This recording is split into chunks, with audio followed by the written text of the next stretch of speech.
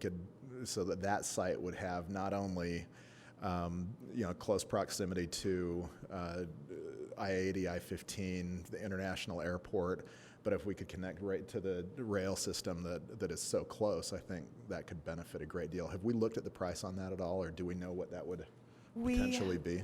We've engaged Garfield Western in the stakeholder outreach process, and I believe they've done some cost estimating that I can reach out to them and definitely get that information. Thank you. For you. And to add to that, once Public Utilities in the state completes the drainage plan and the road system, then we can also start doing some estimating of exactly where would rail enter into the northwest quadrant, because that's going to be a key item to how we connect to those existing lines across the freeway. And so more details will be coming. So I share Charlie's interest in exploring that now, because I think we have to get rail across the freeway, and if we're looking at interchange construction, that might be a good opportunity to do that.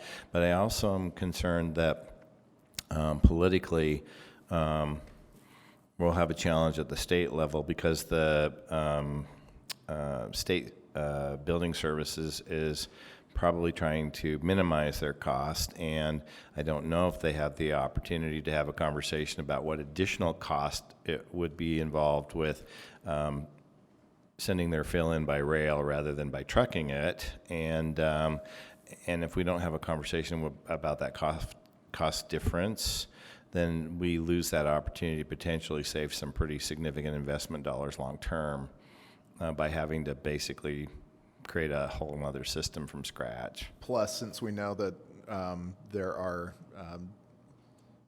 partners at the state level who are very interested in what happens at the Northwest Quadrant, I think us demonstrating our seriousness about maximizing the potential of that site will go a long way towards hoping that we will continue to control this process. One more thing, Madam Chair, that our friends, the rail partners here, it's not so much for me about the cost of rail, but maybe about a conversation with rail friends who ultimately hold a lot of money and power and might like to have a conversation with Salt Lake City about the opportunity for them to build rail in that area. So I know that our former Transportation Director Robin Hutchison had some active relationships with UP and probably others. So I guess I just right now ask it rhetorically, but I would love for us to be updated on how to proceed in a conversation with those partners. And I'm sure it's ongoing that you're having those conversations, not the RDA, but I'm sure CED is currently doing that. So just cue in with them and know exactly what's going on. Any further questions? James? Yeah, Madam Chair, I've got a couple questions in regards to bullet point number 3. Salt Lake City will continue to work toward establishing a community or investment area. Can we come up with a bunch of different scenarios to actually look at it and see which way we come up with a way to monopolize or maximize on that kind of funding, whether that includes the International Center or not, or if it includes even going towards 2200 West, where we have a lot of vacant land around there that we that could actually benefit from it as well. So just other options than just what we're currently showing, because I know we don't show anything south of I-80. Is there a reason why? When this initial community reinvestment area boundaries were set, it was mostly focusing on the prison site, but the CRA boundaries can be amended very easily through a modification to the resolution. So if the board was interested in expanding those, and now we've actually met with some of the property owners adjacent to it who want to be part of it, that was going to be an additional discussion that our director, Laura Fritz, was going to have with the board. But now would definitely be the time to expand and look at additional property. And then what that would do is just be a modification to resolution, and then we would move forward based on those new boundaries. So you can always shrink the boundaries, but when you expand them, it has to go through resolution. Yeah, so Madam Chair, for me, it'd be actually just looking at it, putting some numbers down and seeing what we can figure out. Great. And we could also have a one-on-one meeting if you'd like, and we could see what proposals the board would like on that. Charlie and then Andrew. So a question, as we talk about potentially expanding the boundaries, question regarding tax increment, and so if we go to 2200 West, then that would also include the airport. How do enterprise funds play into an RDA in terms of tax increment? Well, I don't think the airport's a tax entity. It's not a generating thing, so it would be maybe to assist with infrastructure costs if that wanted to expand the mission of the CRA for that area to include facilitating infrastructure for our airport, then that could be then codified in the project area plan. Does that? Okay. Yeah, because I was just thinking, because I don't want to do something that's going to hurt the process and hurt the Northwest Quadrant, but if there was some way that could be included, and because the airport obviously is an economic driver and is going to be a really important component in whatever we do with the Northwest Quadrant. Plus, when we look at the International Center, at the age of the International Center, there's a lot of things that are aging there as well. And if we're really going to be thinking long term, it may make sense to include everything down to 2200 West or to I-215, so you hit both sides of 2200 West and the property there, and really talk about the entire Northwest Quadrant instead of just the undeveloped part.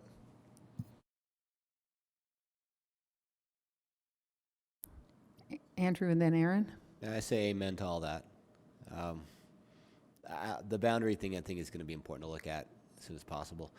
The other question I had was, since the stakeholders said that their number one concern is cost of development out there, and I'm guessing we don't have a firm command on that with the prison not knowing themselves how much it's going to cost them as sort of the test case, are we concerned about the barrier that might pose to this? Definitely, and I think as we finish the drainage plan and we understand what are those elevations that have to be set out there, I think that'd be a follow-up with public utilities. Is really they'll put some numbers to it, and it will just be not only for private development, but for the public infrastructure that'll go out there. Those will be additional public costs too, and that's where the RDA kind of comes in. Is would the RDA be that tool that would make up the difference between what a baseline street would cost somewhere in Salt Lake City and versus what's out in the Northwest Quadrant? And that's why those when we get more of that additional information, that will help set out how is that tax increment out there used. But that information is coming. I think at the end of February, we've met several times with public utilities, and they'll be able to start working with the state and putting those numbers together. So we can work with them and make sure a follow-up either on the council side or the RDA side could include first a comparison of what an average cost is and what is that delta in the Northwest Quadrant. So Tammy and I will definitely follow up with them and get back to you with that. Thank you. The analysis, really quick, the analysis will also set the minimum elevation required for development.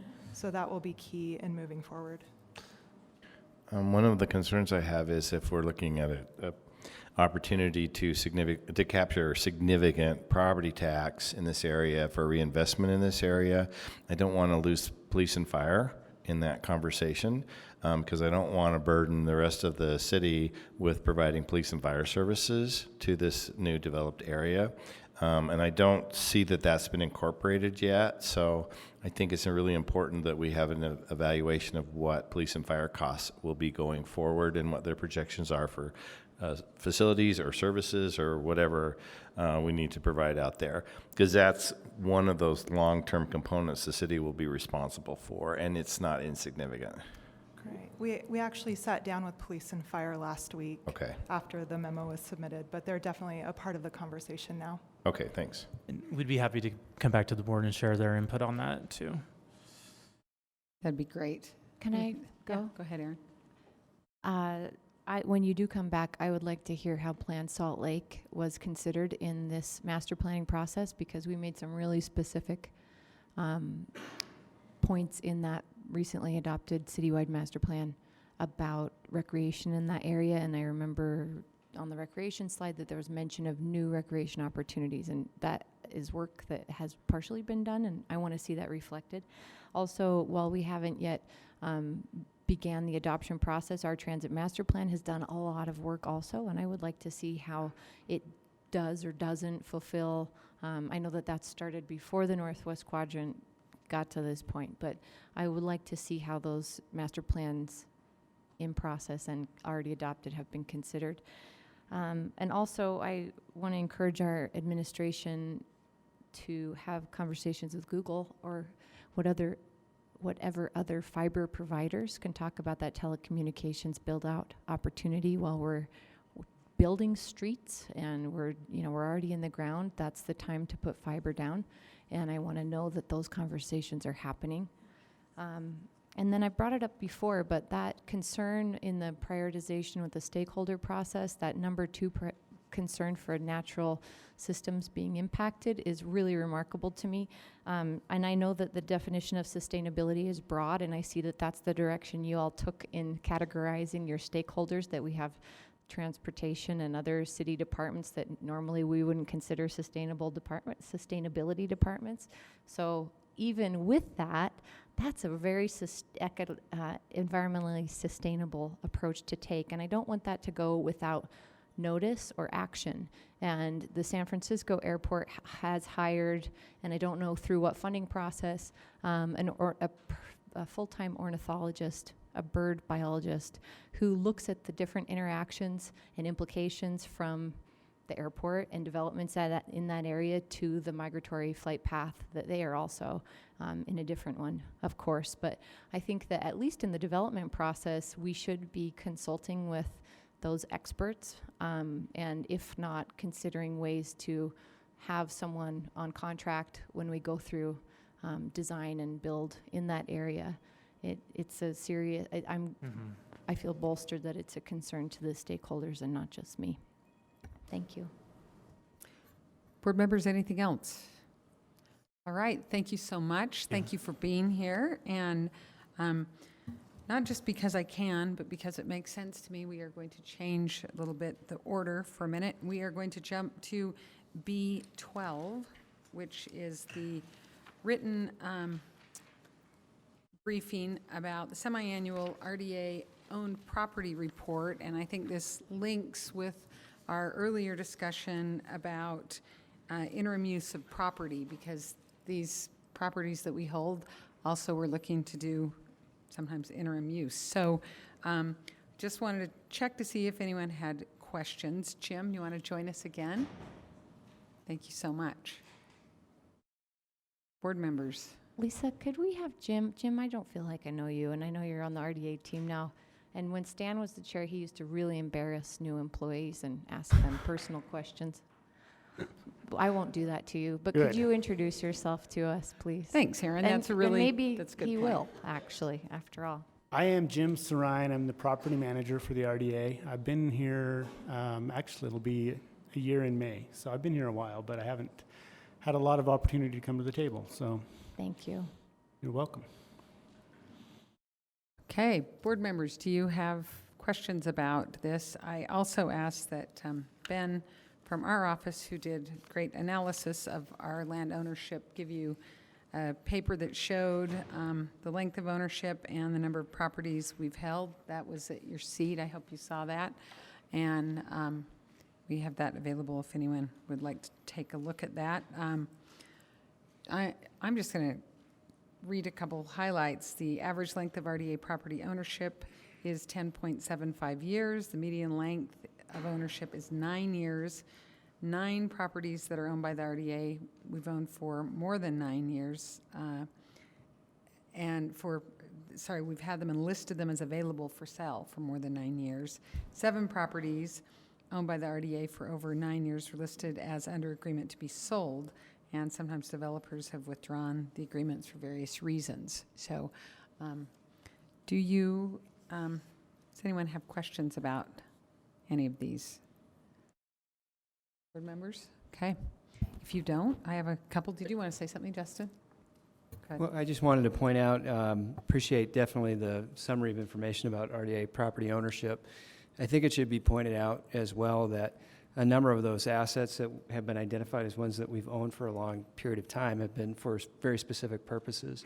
So that, for an example, there are 4 parking structures which the RDA owns in the Central Business District, as well as the Gallivan Center. And those are assets which we've owned now for several decades. And I can imagine that length of ownership of that particular asset class may be skewing the stats here, if you will. And so I know this is a summary of all RDA-owned assets, but I think those types of assets are distinct from ones that we acquire with the intent of repurposing and redeveloping. So, Justin, one of the things that potentially could be informative, I think, based on your comments, is the distinction between properties that we own that we don't intend to sell, and perhaps properties that we own that we're looking at redeveloping, or and I think we could probably come up with a category or two that might help us define those so we can better see. Because I think, you know, my concern is not when are you going to sell the Galvin Center. My concern is how long are we holding property, in particular in a redevelopment zone, because that's, I think, what we get criticized for and are maybe a little more vulnerable for. So the specifics around that, especially if we're getting skewed to the high side, would be really helpful. One thing on the report, under proposed reuse, we'll have it'll say permanent use, and those are the properties that Justin referred to, sometimes the parking structure, Galvin, the arena, those kinds of things. So they're kind of annotated on that list already. Are they indicated here in this length of ownership chart? No, that was done by someone on your staff. So No, it's in the packet starting on We're in the page- packet. Okay. Oh, in. I'm looking at the online. Yeah, not, sorry, I Ben's threw you through email. that. Yeah, not Okay. yeah, don't look at the email where it's. Don't starts look on- at his email. Not at this moment, anyway. It's page 2, the table that Jim created. Yes. Tells us the description, the parcel ID, the size of it, zoning, the tier, the date it was acquired, and the interim use. For example, the parking garage at Broadway. Yes, Does One it of come the- with movie passes? Just No. wondering. Okay. it doesn't. One of the things that we could do is update this to categorize properties per board member Penfold's request, if that would be helpful to the board. I think that'd be really beneficial. That'd be for really us. helpful. I mean, I'm thinking of like the Plaza in Sugar House, which I believe the RDA retains ownership on, that we wouldn't either we're going to own it or the city's going to own it, but our expectation is not to turn that property over. So I think it's really important that we identify those categories with the deliberate intent to retain the property versus property that we have an expectation of disposing to a developer or a project. Madam Chair. Yes. Hi, Jim. I'm looking at this sheet that our city council staff put together, Ben, and it looks like there's about 16 that are highlighted as properties available for sale. Now, it looks like the Howa Gardens are on there and the corporate offices, and I think those will soon host homeless resource centers. But I'm seeing things like the West Montrose property that we've had for 9 years. And that's in the West Temple Gateway, like I said earlier, expires in 2018, next year. So my question to you is, what are your strategies for getting these properties disposed of? I'd like to answer that. That is, I think, the foundation of moving forward with redeveloping these properties was set by the development of a land disposition policy. And so our next order of business is to look at a timeline and strategy for the sale of any and all assets that are available for redevelopment, and that's something that we're working on. And we'll be working on that with the mayor. And as is appropriate, we circle back with the board to update you, inform you, and incorporate your feedback as would be appropriate under that land disposition policy. That'd be great. I'd love to see that as soon as possible. And just, so you know what I'm thinking, when I see all of these red lines of properties for sale, I see housing, and a great opportunity for us to leverage our existing holdings for affordable housing. So just want to throw that out there. But I appreciate the answer, Justin. Charlie? So other than parking structures and parking and things like that, the properties that are listed on this, for structures, how many are most of those structures vacant? Or do we have tenants in those structures? Is it mixed? I'd say as a general rule, our properties are occupied. I think it'd be an exception that a property is vacant. Okay. So what would you say, just guesstimating what the percentage on these, of the properties that we currently hold Which ones would you say are vacant? I think rather than shooting from the hip on that, why don't we come back with an That'd be fine. updated summary you. report next month? Okay. That'd be great. Further questions, board members? I have a couple. Sure. I just had one too. Go ahead, then, Madam Chair. James, go first. Just what would be beneficial so we can see it. I love how you've broken this up by project area. But because math skills and fractions is just awesome. If you wouldn't mind putting below it, the total, if you could add up the total of acreage so we can see which district has, acreage. That way we can be able to see exactly how much impact we can have as an RDA board. Okay. Thank you. Okay, Jim, couple questions for you. Maybe Justin can answer this. I'm curious to know, why is the Greenway and Sugar House an RDA property? That may be a good question for Ed. He's the one who's most familiar with the history of our involvement in that project. So Ed can really get down into the specifics of which properties the RDA owns and why. I actually gave him a seat at the Sugar House Community Council table because he was there so much. Yeah. During the process of building the Greenway, UTA, it was under the authority of Salt Lake City, designed the Greenway with a Parley's Trail Group, and they needed to put a transit power substation in the middle of the Greenway. And it represented some significant safety hazards of having this facility there, and also reduce the amount of open space that was available. So Salt Lake City's RDA moved forward with acquiring some properties from adjacent property owners to put the transit power substation on an adjacent parcel. And so Salt Lake City RDA has a lease with UTA for that site, and it's the site exact by the McClellan station to the north of it. And you can't see it because there's a fence, significant high fence there. So that was part of the agreement. And then the other part is Salt Lake City RDA purchased some right-of-way to expand the trail right-of-way at 9th East, where it would have actually been really a pinch point right there. So it was another opportunity to add open space to the Sugar House project area. And one of the things there is really working closely with Katie Lewis and talking about how do we manage those properties long-term. Is it something, as was mentioned, that is turned over to Salt Lake City to manage with transportation, like the Paseo or the section on the Monument Plaza, or is it something that they already wants to hold on long-term? And I think that's, now we have a disposition policy in place. That would be an ongoing discussion we might have with these particular parcels, because I don't think it was our intent to have to own this property forever. As we know, the intent of the RDA is to go into an area, reinvest, and then eventually move on to another area. So, Thank you. And then also, I noticed there are a number of the proposed reuse. The statement is to be determined in 2017. Is there a specific reason it's 2017, and who will decide what the use for those properties will be?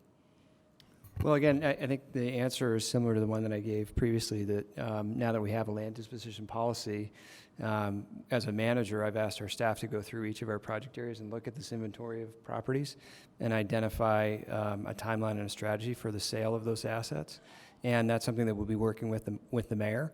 And then once we're at a point where we've identified the areas where that needs to engage the board from a policy perspective, we'll make sure that we loop the board in.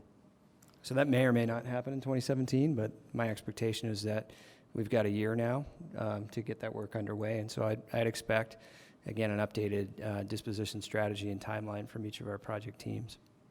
Madam Thank you. Chair, Yes.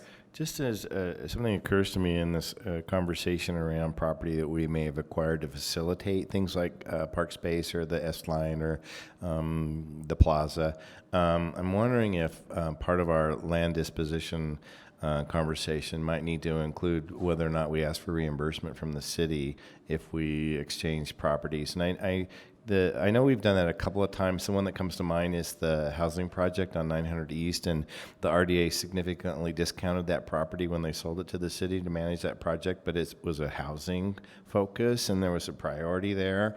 But I don't know that we have a policy for looking at how the city might or should or could reimburse the RDA if we're looking at exchanging parks property or something that might be better suited in transportation as infrastructure rather than RDA ownership. So I just wonder if it's the good time to explore that. I think that would naturally come up. It's pretty much inherent in the chargebacks that various funds do for each other to each other sometimes.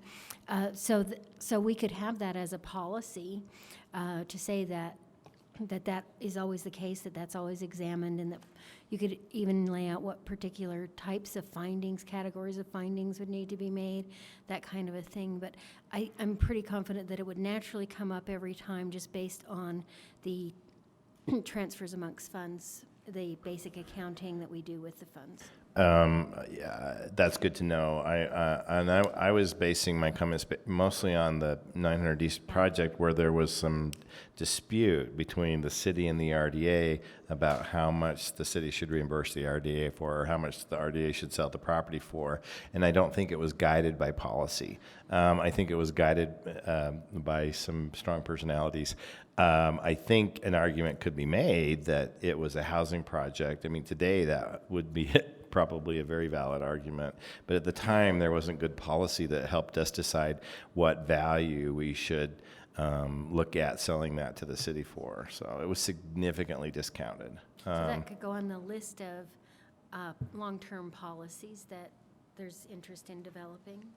Correct, Madam Chair. One way this could play out as an example would be if the RDA gave the Paseo to Salt Lake City, it would go back to the board, because if it's more than a 10% price discount, then it would be the determination of the board.